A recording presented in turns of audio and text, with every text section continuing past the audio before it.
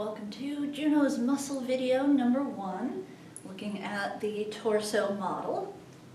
We'll start with muscles of the head, which have two functions, either chewing or facial expression. The two muscles you can see on this model that are for chewing or mastication are the temporalis, named for being over the temporal bone. And this actually comes down under the zygomatic arch to connect to the mandible. And then the other is the masseter, partially hidden by a salivary gland here. Both of them elevate the mandible to provide some force to chew your food. The frontalis is part of the epicranius. This white here is not skull, but an aponeurosis connecting to this little stretch back here called the occipitalis. So two more named for which bone they're in front of. Together, that's the epicranius. Raises your eyebrows. The orbicularis oculi is the circular muscle around the eye. When you contract it, it closes your eyes. Similarly, there's the orbicularis oris around the mouth. Okay, so think binoculars are for your eyes, oculi. Oral hygiene is for your mouth, oris. Coming up diagonally from the orbicularis oris are the two zygomaticus muscles. The top one, or more medial one, is the zygomaticus minor because it's a little bit shorter. Outer one is the zygomaticus major. And if you're in my Essentials of A&P class, you don't need to distinguish between them. One more muscle that's included in some courses is the buccinator, which is not shown very well. It's not this outer one diagonally, it's underneath here, and that sucks in the cheeks. The zygomaticus muscles, if you look at where they connect, you can probably figure out what they do. They're your smiling muscles. One other muscle that's visible on here that's worth mentioning, this is just the top part of the sternocleidomastoid muscle, and that's named for connecting to the mastoid process here. If we put it back on the torso, we can see where it comes down. This part connects to the sternum, and this part to the clavicle, which is where the cleido part comes in. The sternocleidomastoid muscle is for moving your head. If you contract just one, it'll rotate your head to that side. If you contract them both, then it flexes the neck. In the chest, we have the pectoralis major. That's the one you call the pecs. What it actually does is pull the arms forward. So the origin is on the clavicle and sternum. The insertion's out here on the humerus. Underneath it is the pectoralis minor.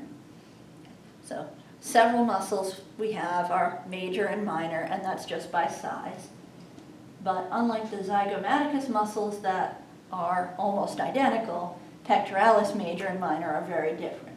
Minor attaches to the coracoid process of the scapula, comes out under the clavicle, and inserts on a couple of ribs. And it actually pulls your scapula like this. Along the side here, not required in all of my classes, is the serratus anterior that looks similar to pectoralis minor in that it comes out and connects to several ribs, but it pulls the scapula from the side to thrust your shoulder forward or protract it like this, and it connects to 9 ribs instead of just 3. It's called serratus because of this edge where it interweaves with an abdominal muscle that we'll get to coming up and makes this jagged or serrated edge. Another neck muscle of significance is the trapezius. It's a neck and back muscle. Not all of it is shown here. It would come all the way up to the occipital bone and all the way down to several thoracic vertebrae. It attaches to the spine of the scapula, and it lifts or elevates and protracts the scapula. If you get tense along here a lot, the trapezius is probably involved.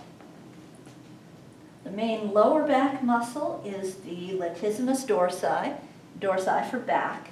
And this is another one that actually acts on the humerus. It pulls the arms down, which you wouldn't think you might need that much muscle for it, but if you are instead using your arms to pull yourself up, then you do. We can see part of the scapular muscles here. I'll show them to you again on the arm model where they're more visible. From top to bottom, it's infraspinatus, teres minor, teres major. Those are part of the group of muscles that rotate the humerus. The big triangular shoulder muscle is the deltoid, for resembling the Greek letter delta, a triangle. This one can abduct the arms and also flex, extend, and even rotate a little bit depending which parts of it you contract.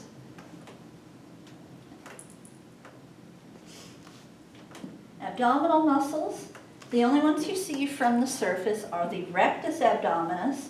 Rectus means straight or vertical.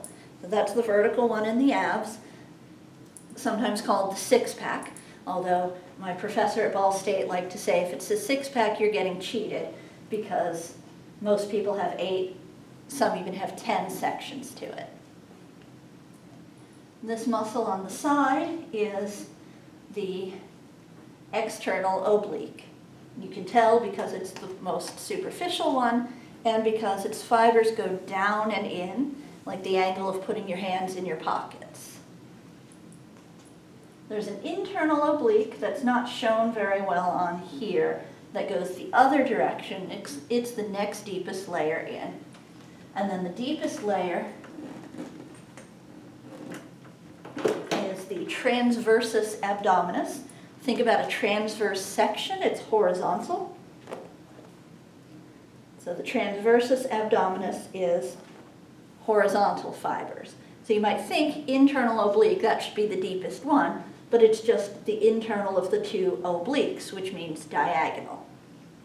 All you see of it on here is this little strip at the edge where there's a third layer. You can also see some of the hip and leg muscles here. Coming up the inside on both sides are the iliacus and the psoas major. These are hip flexors. They attach to the lesser trochanter of the femur. This is the tensor fasciae latae. It's not the coffee muscle, it's the lateral muscle on the outside of the hip for abduction. Attaching at the same point on the ilium and coming down diagonally is the sartorius.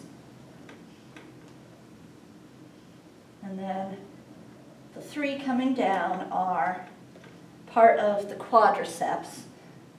The middle is rectus femoris, so same as rectus abdominis, it's the vertical one on the femur or in the thigh. And then vastus medialis and lateralis. The muscles here usually aren't required for my classes, but they're part of the ones that adduct the thigh. If we go over here, this is still part of the vastus lateralis. The gluteus muscles are removed from this model. Gluteus maximus here, that comes across and attaches to the femur and extends the hip, so to keep your legs straight. And that's why humans have round butts and nothing else does, is we need that strong muscle to stay upright. The next cut one is the gluteus medius, and then gluteus minimus is underneath that, and it goes with this other group of muscles that are roughly the leg equivalent of the rotator cuff. And then the last things we can see in the back are the hamstring group, and it's not really clear what's what because we can only see part of it. So the lateral portion would be the biceps femoris, medial would be semitendinosus.